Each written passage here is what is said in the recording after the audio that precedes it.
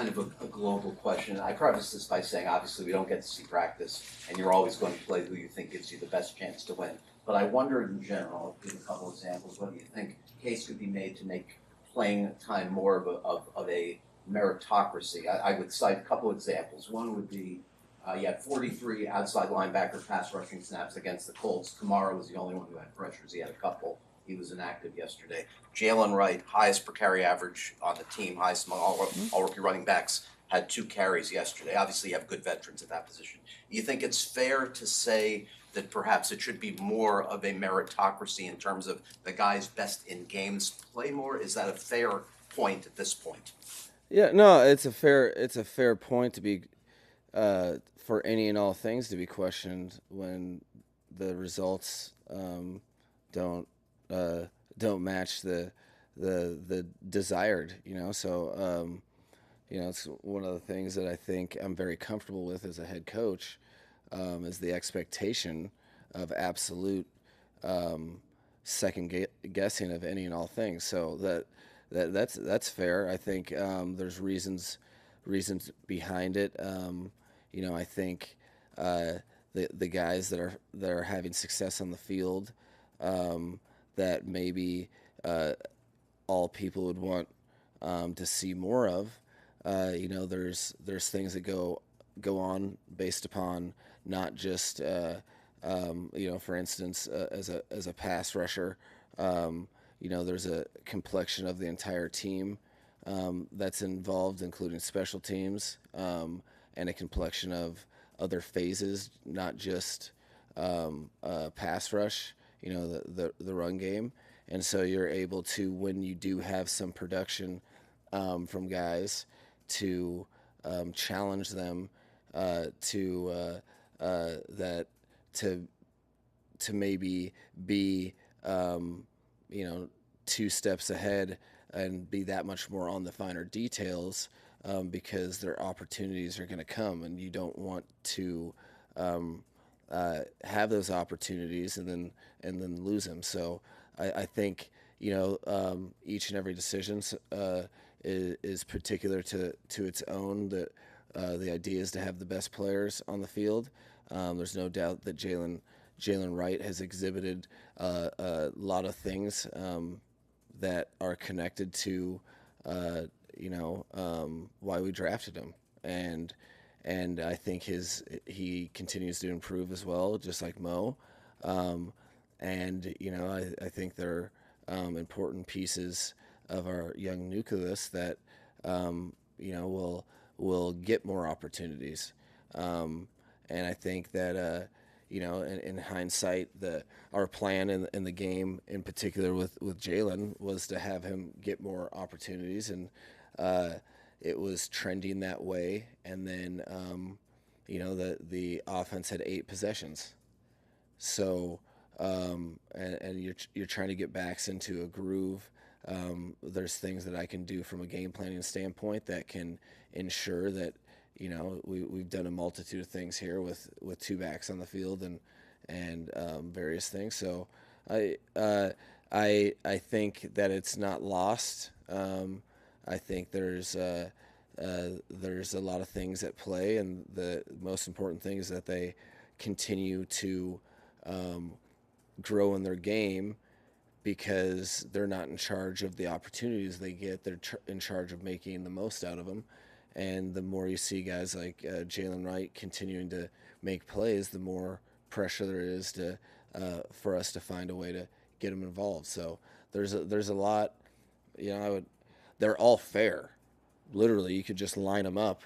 You could name 5 people that you need to get the ball more to. You can name some young players that need to see the field more. It's all very, very fair.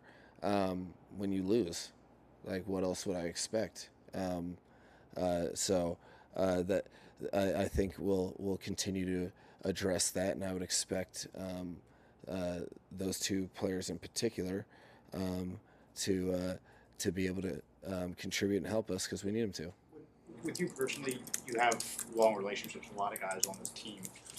How do you balance trust and upside? Because you trust Raheem implicitly. Mm-hmm. Do Jalen at this point in his career might have a little bit more upside. How do you balance that? Well, I think it's there's what it takes 11 people to execute a play, and then you're trying to assess the different tools that each player has and their ability to execute each and every play, not just when they have the ball, but without. And then you're also,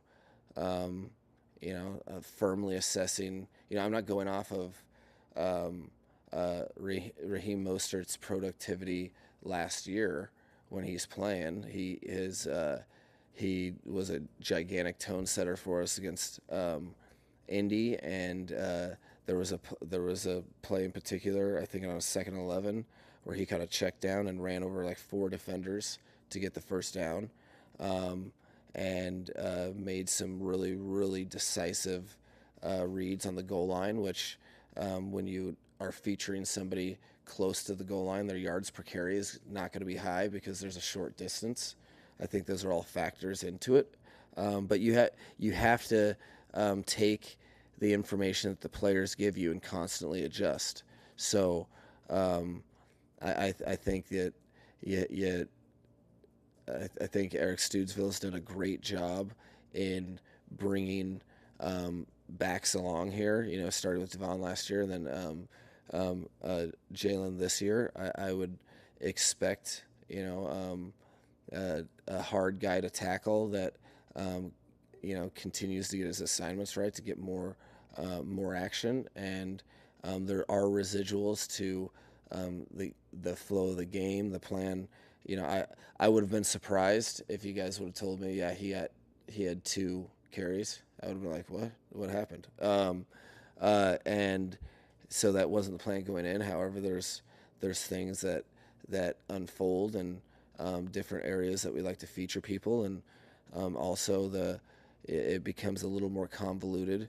I think that when you're having plays made by each player, although so that's something that is having good players is a good problem, not a bad problem. I've been on the other side of that, and but there's absolutely without a shadow of a doubt, 25 can help us and will, and we'll make the necessary adjustments to make sure that he can contribute his skill set.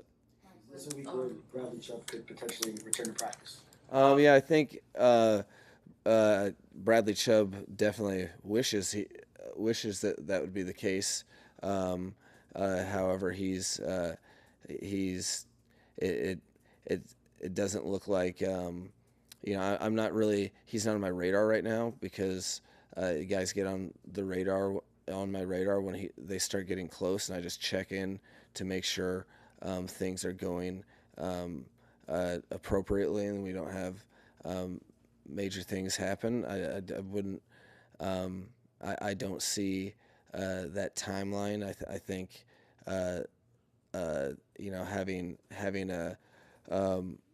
an ACL plus in terms of what type of injury he had around New Year's Day. I wasn't expecting him as of yet, and I think he's going to continue to work to try to get back sooner than later, but it's not on my immediate horizon. More info on Javon Holland's knee. What do you have this week? The info is that it wasn't it wasn't serious by measure of surgery or extended time. I think it's still a little too early to tell what it means for this week. So it's kind of in that area that you just don't want to get ahead of yourself too soon.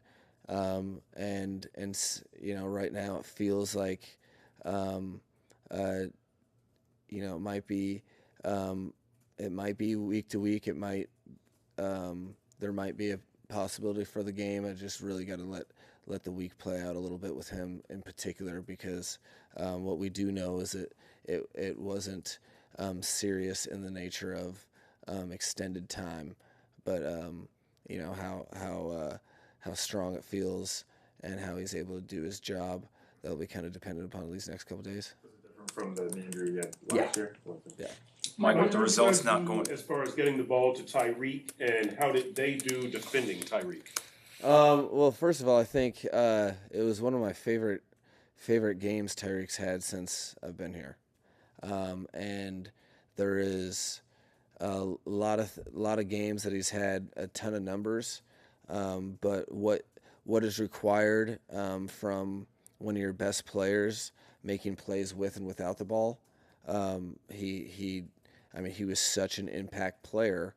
There was a couple times that, I think the stat line could be more normal to what people would be expecting in terms of 3-digit yardage and stuff. There was a leverage on a third down that was kind of messed up, and then pocket movement took Tua off of him in the second half and another. So there was more ops. I thought he wasn't convicted as he's ever been on the line of scrimmage. There was a couple times that he was number one, that he knows he was, but the defense, not the guy guarding him, but some of the underneath stuff kind of took the ball out of his hands. But you want to talk about a guy that has tried to that is actually not just speaking that he hates to lose, not just but he's putting into action. It was some of the best. He threw some of the best blocks, and then got depth in the timing of the play. Was a factor on third down. Was a factor on first and second. It was as complete of game as he played. There was a couple times that we were trying to get him the ball in the second half, and the defense decided to over invest in guarding him, and good offense allows for other opportunities to other players. For instance, Jonu's last third down conversion, the 3rd and 12, I believe. That's something that Tua had his eyes on Reek, and but that the over focus on Reek gives you some opportunities for other guys. So I was very, very happy. As a matter of fact, showed the team an example of two things can always be true. You can fail, which our team failed, but we can get closer to everything that we've been trying to grow into from the second that last year ended. We can have growth in certain areas as well. So we're trying to have across the board growth, and the best way to do that is to have one of the best players in the league, and the top player on your team to exemplify that, which is what he did. Ask about Odell. I think it was 11 snaps for him, no targets. Was that just a product of how the game played out? And I guess what needs to happen to get him more involved and kind of maximize the impact that you guys intended when you brought him in? No, kind of the timeline for how everything is has played out has been, I'm sure, challenging. In talking to Odell, but what the snaps that he had not targeted, which a couple of them he was primary, and the shell of the defense dictated but I thought he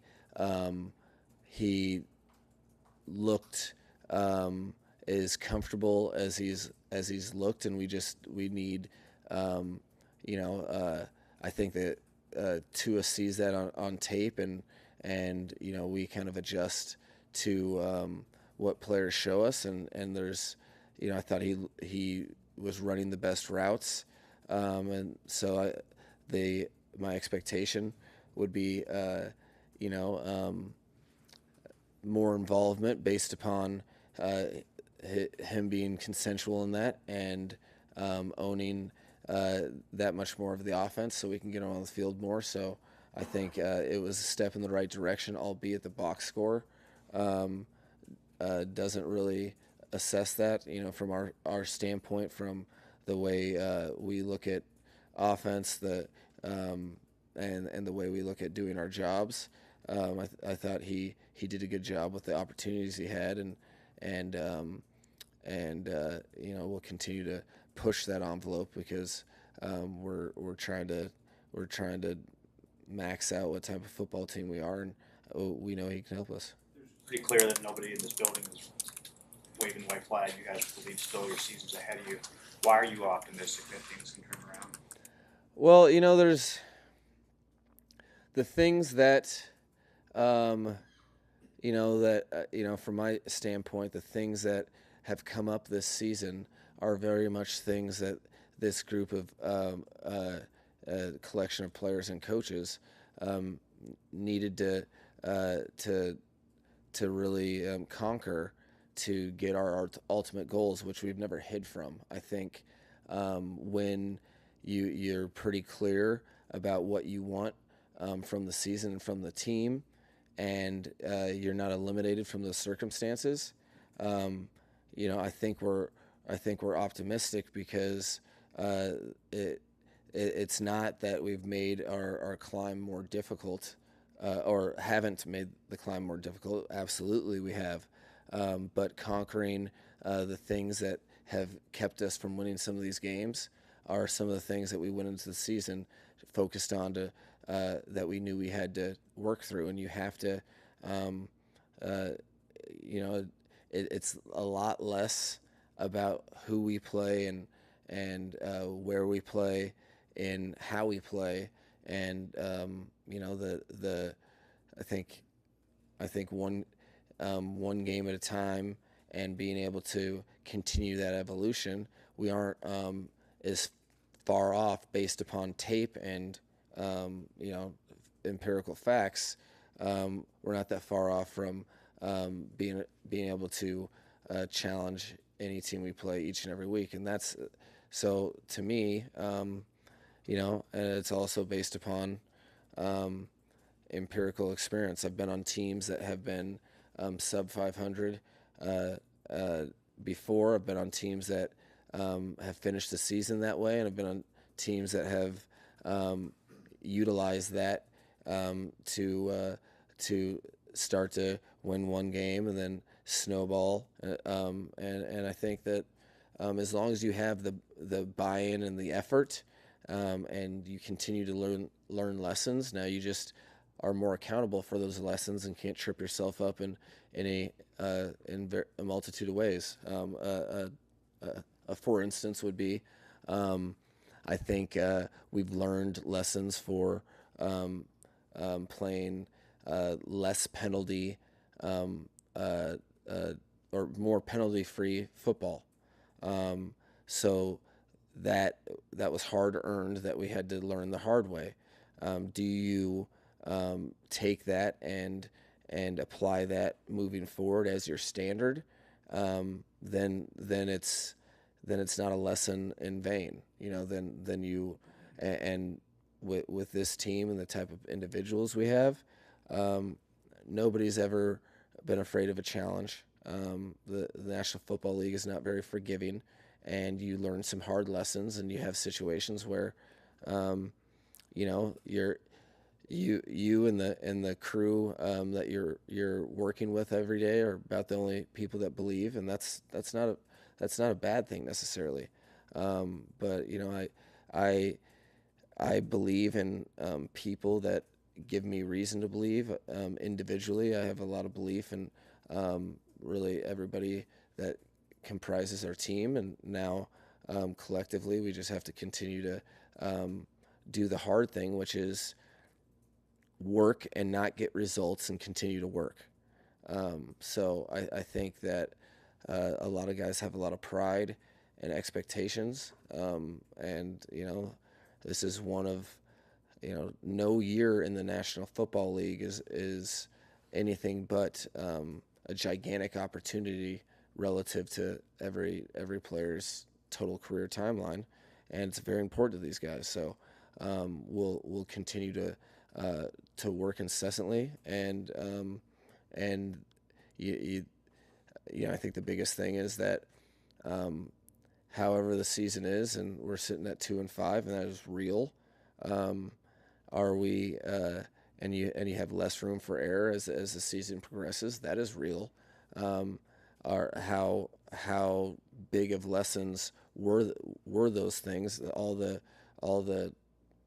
pain and sorrow that goes through learning these lessons. How real are those lessons learned?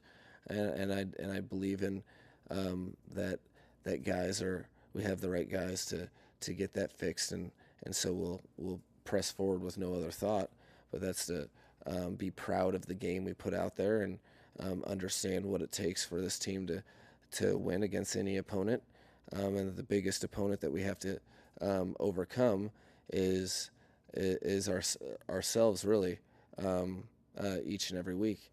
And if we can do the little things that it takes to win football games, all you have to do is be the best football team on that day in that stadium, and then things will take care of itself. So long season. It's front loaded with results that we aren't really nobody's accepting, and have a lot of guys that are trying to be the reasons for the solution and not the reasons of the problem. I think you speak a lot. You speak with Stephen Ross after each game. Mm-hmm. I'm wondering last night, and they can share about, I don't know, his concerns or disappointments, or what he has spoken to No, about. he's always. It usually goes like, I right, wrong, or indifferent. The way that I approach the job is, when you feel accountable to all things, he's like every fan and coach. My knee jerk is to apologize for the result, regardless of how the game and my position within it go.